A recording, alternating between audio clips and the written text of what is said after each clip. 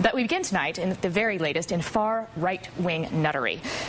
First, they sounded the alarm about the president's secret Kenyan birth certificate, the birthers. Then they warned you that his health care reform plan was really a plot to kill grandma, the deathers.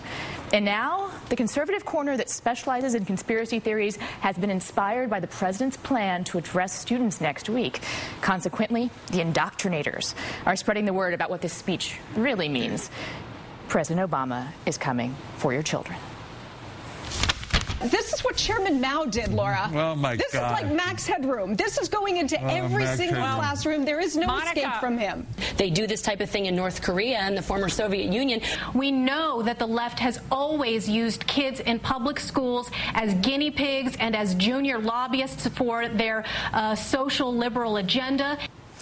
Now, that sounds far-fetched, but it does explain the shadowy juice box lobby and the plank of the Democratic platform about getting rid of nap time and changing the preamble of the Constitution from "we the people" to "Mom." According to the White House, the text of the president's speech will be released on Monday so that parents can read it ahead of time. It will cover such controversial subjects as setting goals and staying in school. It sounds a lot like a speech I'd have skipped personally. Certainly those were two things I always tried to avoid, goals and school. And if the conservatives were making arguments about boredom and annoyance and having to call every time I went to go to the mall, I'd be right there with them. But predictably, they're going with the whole evil socialist dictator conspiracy theory instead. And it's not just a pundit talking point anymore. There are actual elected politicians using it. Minnesota Governor Tim Pawlenty told a local radio station today that the president's speech for children is uninvited and that he's concerned about the content and the motive of the speech. Florida Republican Party Chair Jim Greer released a statement this week saying, "I am absolutely appalled that taxpayer dollars are used to being spread President Obama's socialist ideology." And Republican State Senator Steve Russell of Oklahoma told the Oklahoman, "This is akin to something you would see in North Korea or under Saddam Hussein's Iraq." Right, that oft-forgotten other fake reason we invaded Iraq, too many children in school. Joining us right now is Tom Frank, Wall Street columnist and author of the book The Wrecking Crew, How Conservatives Rule. Thanks for coming on the show, Tom.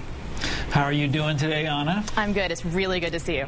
Now, is this the kind of reaction you'd expect from the right, this immediate leap from the president giving a speech to kids to accusing him of socialist indoctrination?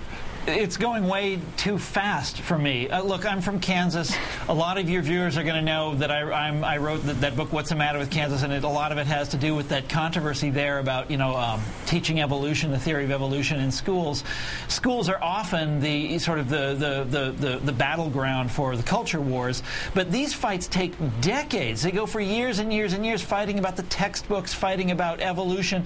One faction will get in, then they'll be thrown out, and another faction will get in. This happened overnight, and they've concluded overnight with no evidence, or no evidence is discernible to you and me, in the reality-based community, that this is an attempt at socialist indoctrination. I don't see how this. Well, yes, I do see, Anna. I know exactly how it happened. Well, it's really fast escalation. That's true. And there are school districts that are now refusing to show the speech, and there are parents that are saying they're going to keep their kids away from school so they're not exposed to it. To me, it seems like there's something kind of uniquely right-wing about kind of just the first reaction to this kind of thing being to jerk your kids out of it, to like not engage at all, to just like completely turn around and huddle in. Right. Well, that's the same impulse that gives you, homeschooling, and there's a fear sort of across the right, and it runs throughout the culture wars. This fear of public schools. Often they call them, state schools or government schools. And where this is a site of indoctrination. That's what goes on at your sort of Norman Rockwell public schools. That's what they are really for. And there's a distrust of teachers and of academics and of intellectuals generally. I shouldn't say intellectuals, I should say professionals. Whether you're talking about lawyers, their endless war against the trial lawyers. Elites, I think you're talking about, Tom. Elites. Yeah, elites. Or doctors, when you're talking about the abortion war, or, this thing fell out of my ear, Anna.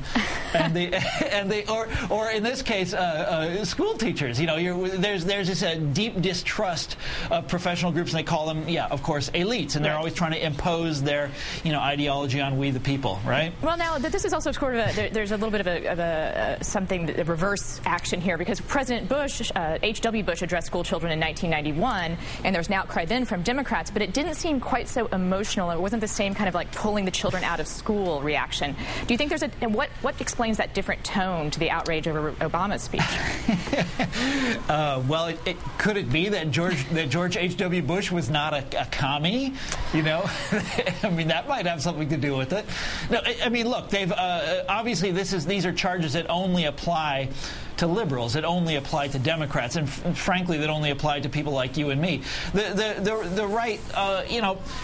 They love having, un-American activities commissions, because it's always understood that they're the ones that get to tell the rest of us what the un-American activities are, you know. That's why it's such great fun. It only goes one direction on it, you know. Well, it's fun for us in some ways. I mean, it's fun now that I don't live in the Midwest anymore. I imagine it's fun for you now. You don't live there anymore, but I imagine living there, if we were there, it wouldn't be nearly as much fun. Oh, yes, but the food is so much better. The barbecue especially, I know. This has been Tom Frank, Wall Street Journal columnist and author of the book, The Wrecking Crew, How Conservatives Rule. I understand it's out in paperback right now. That's right. Thank you so much for joining us, Tom. It's my pleasure.